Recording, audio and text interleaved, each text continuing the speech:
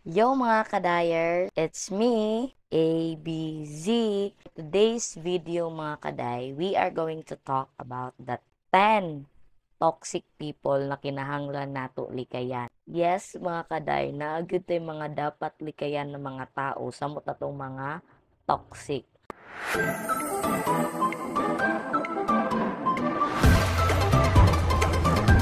Karong adlaw, atong istoryahan unsa maning mga 10 common people nga mga toxic. So, wala pud ta kabalo basig kita pud mismo toxic. So, it's better to know what are those 10 toxic common attitudes sa tao.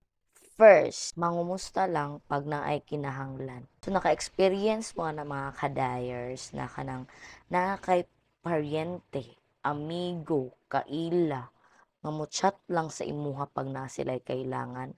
Well. Sa sila sa pinaka-toxic nga tao na kinahanglan ni likayan. Kay sila mismo, makahinumdum lang nimo pag naa sila'y kailangan. Pero pag ikaw na manginahanglan, di na nimo sila makita. Kadalasan maka-experience ani mga kadayo is katong mga naa sa abroad. Kung kinsa pa tong mga naa sa abroad, sila pa tong kadalasan ginakamusta sa mga toxic people. Sila pa tong kadalasan chat para kumustahon. Pero katong panahon nga nag-apply sila pa abroad, wala nang mga tawanan. Another one, dili gani mo close, kaila kaniya, pero dili mo kaila personally. Pero matingala na lang ka, kamustahon ka. Ay day tunay tuyo sa imo nga. Kung dili na mangutang, naanay, problema na ikaw pa solusyonon. Na problema na gani kasi imong problema, problemahon pa nimo iyang problema. Diba? Isa na sa toxic people na kinahanglan mo likayan. Second, tao na gina-pressure ka, kanang feeling gani nga ginapadali-dali ka, na siya gusto sa imuha na mahitabo, and then gusto siya karong dayon na adayon, gina-pressure ka sa butang, wala man ta sila labot sa imuhang kinabuhi. Example ani, kadalasan mga dalaga sa ato ang workplace is na-pressure sa mga kauban na magminyo na. Gina-pressure, ginasungog-sungog sa kauban, kay para ingnon, nga na i-love team, may magka-develop pa, pagkahuman, magpakasal kanang murag na pressure inside the community ninyo ba sa inyong workplace ninyo. Nya pagkahuman, mura ba appeal sila sa mga gasto sa kasal. Magsipanggulit sa imuha, nakano sa imuhang kasal, kano sa ka magka-baby, kano sa ka magka, kanang nagabutang og pressure sa imuha. Na unta, wala man ta sila ambag sa imuhang kinabuhi. Wa ninyo, kanang kung kinsa pa tong walay ambag, kung kinsa pa tong dili mo gasto, sila pa tong sige pressure sa imo na, o sige na, pagpakasal na, pagminyo na, pagka-baby na, ning ani dapat ka. Sila ang mga tao na kinahanglan nato ikayan. Dili ta magpaduol ang mga toxic people, mga kaday. Kay wala gyud na sila ambag sa atong kinabuhi kung dili pressure ta, kamustahon ta pag na sila kinahanglan ug uban pa. Katulo, tao na sigig panglibak. Kaning ikatulo mga kaday, dapat gyud nato ning bantayan sa ato ang group of friends. Pag naa gani kay friend, nakusog kay manglibak, kusog kay manira og lain kapwa nimo friend, nya pag atubangan gani niya, labmi kay siya makasmile, pag naikaon sa ilahan, number one pa mo chat sa GC, nga mangadto, unya pagkatalikod, di ato imong friend, libak na dayon ninyo. So, mauna ang dapat nimong likayan mga kadayers. Kay kanang mga tao na nagalibak gani sa ilahang barkada, wala ka kahibalo basig isa pud ka sa ginalibak niya. Kay gilibak gani niya yung friend na friend ninyong duha. Unsa na lang ka? Nabuhat gani niya dito sa iyang isa ka friend. Unsa na lang kaya sa imuha? Mao na ang ikatulong dapat nato likayan mga kadayers kanang mga sigig libak, sigig panira og laing tao, especially sa friends ninyo. Una ako, pag nay magapanlibak gani sa ako ang palibot tapos dili kay nako sila close, dili kay mi friends, dili jud ko nagatubay. Swear to God, dili jud ko nagatubay kay ang sa akong hunahuna pag matubay ko ani, wala ko kahibalo basig isa ani nga akong mga kaistorya libakon pud ko. Which is mao gyud ang akong permanente ma-experience. So mas better sa imuhang workplace or sa inyong mag friendship kung unsa lang tong kaya nimong i-share, mao lang to i-share. Dili na kinahanglan isiwalat pa imuhang tibuok kinabuhi para lang na sila maisa-isa og libak dito ah. So much better if maminaw lang ka sa ilaha, pasagdi sila ug ayaw nagtubay sa ilahang istorya. Ato ginanglikayan ang mga tao nga mga libakera ug uban pang mga negative sa ato ang life kay isa po na sila sa makapatoxic sa ato. Kaupat, Nang mga tao na dili kabalo mo tanaw og utang nga loob, kana ganing gitabangan na nimo siya todo-todo, pag human nimong tabang sa iyaha, at the end of the day ikaw gihapon ang mali kay wala ka nakatabang ka isa. Bangan nimo siya sa mga panahong kinahanglan kaniya, pero katong ikaw nang kinahanglan wala siya. Pag siya gani nanghayog tabang sa imuha dili ka makatabang ka isa, ikaw na ang dautan. Isa na sa toxic nga tao na kinahanglan nimo likayan mga kadayers. Dili ka balo mo tan-aw kanang dili gani grateful nga tao, kanang very ungrateful na mga tao. Maski pag unsay hatag nimo sa ilaha, kung dili nila ma-appreciate, and then at the end of the day ikaw pagyapon ang dautan, then toxic na sila. Ikalima, mga tao nga palautang. Wala man ko nagadis o mga tao na nagapalautang kay ako mismo palautang man pud ko. Pero manggod, once manggod ka na kay kaila, friends or relatives ng mga palautang, di yun malikayan nga ikaw ang utangan. And then, pag mangutang sa imuha, kanang hinahanglan sila, pag ikaw na pud manginahanglan, di na pud katabangan. Muna kong ginaingon sa inyo mga kadayers na kinahanglan dyan na nato sila likayan. Pero tapos pag dili ka magpautang, ikaw pa jud ang dautan, ikaw pa'y sisihon kay dili ka magpautang. Ikaw na pud ang mangutang, dili ka pautangon kay walang-wala pud kuno sila. So wala nakakabalo asa nimo ilugar imong self. Kapag ikaw na gali manginahanglan, dili na nimo sila matawag, dili nakakautang sa ilaha. Pero pag sila manginahanglan, yes, go utang pila man 1M. Pero ang ako ang point diri ang mga kadayers is wala ko nagaingon na likay na tong mga tao nga palautang kay again, I myself is also palautang.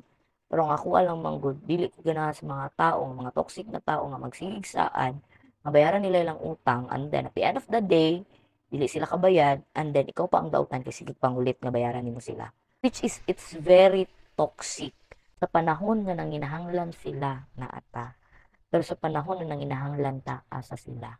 Number 6 mga kadayers nga dapat nato likayan kani mga toxic nga tao is kana yung mga hambugero, hambugera. Kana ganing grabe kay makapanghambog sa personal, sa social media, and then pag abot sa tubangan nimo, kulang na lang paliton ka. It's very toxic yun.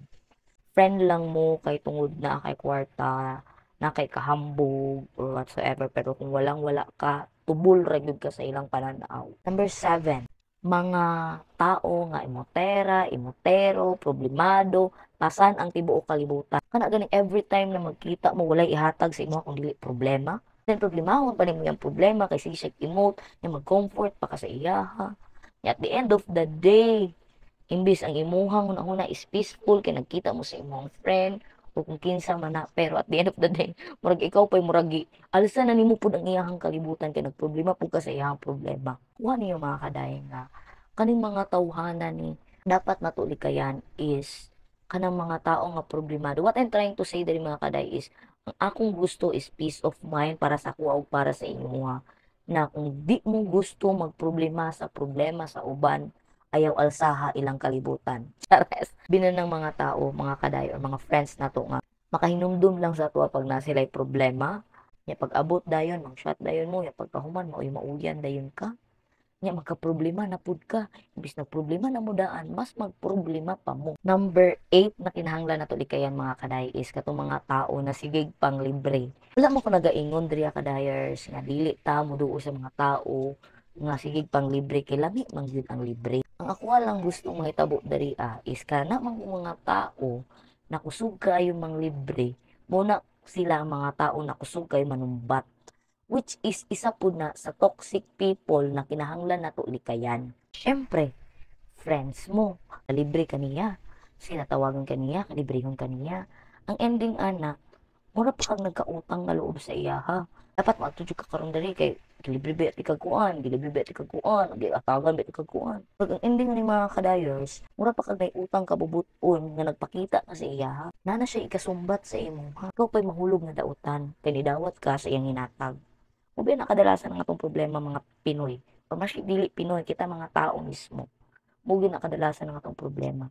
Nagkadawat ag libre, kay lami gyud ba ang libre? Wala man siguro dili lami ang libre no.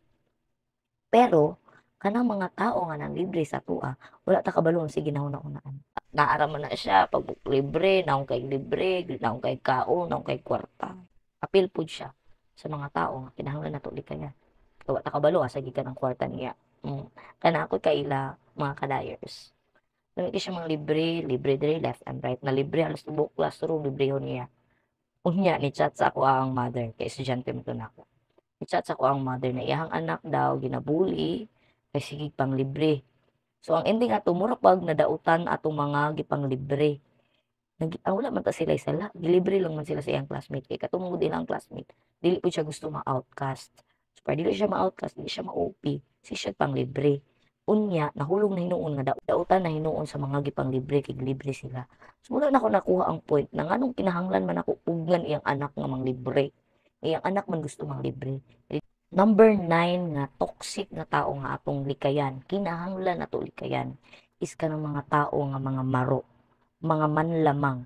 Kana ganing naa mo, butang nato sa isa ka naa mo sa isa ka community or naa mo sa maski sa kan-anan na lang, ana na lang pinaka-simple. Naa mo sa kan-anan together with your friends or family or kinsa man imong sabay. And then ang nahitabo is gusto siya nga mas lamang siya in terms sa pagkaon. Pareha mo tanan og gibayran pero mas gusto siya mas lamang siya. Mas gusto siya mas daghan iyaha. Mas gusto siya ning ana iyaha. Or mangilad og laing tao para maangat lang sa life. Mao na ang ika-9 nga tao na kinahanglan nato likayan mga kaday. Kanang mga tao na dili gusto equal lang mo. Kay ang gusto nila naa sila diri, naa ka diri. Mga maro nga tao, mga mapanlamang nga tao.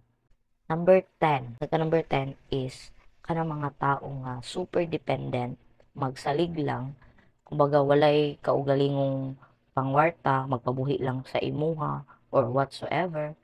Kanang mga dependent na kay sa imong presensya, gusto nila ning ana sila, ning ana ang imong ginabuhat sa ila. Dependent pa kay sila, kinaanad sila, na ginaning ana nimo sila, ginalibre nimo sila, ginapakaon nimo sila. Very dependent na sa imuha. So overall mga kadayers, mo to siya ang 10 common attitude sa mga tao na kinahanglan nato likayan. Na I hope with this video mga kadayers is naapod mo na learn, na mo na discover, and I hope you enjoy this video. So thank you for watching mga kadayers. So if na pa mo gusto na i-vlog na ko or need niyo og advice, tips, just comment down below the comment box and akong i-post next video. So thank you so much mga kadayers. Love, love, and please like and subscribe to this channel. Bye!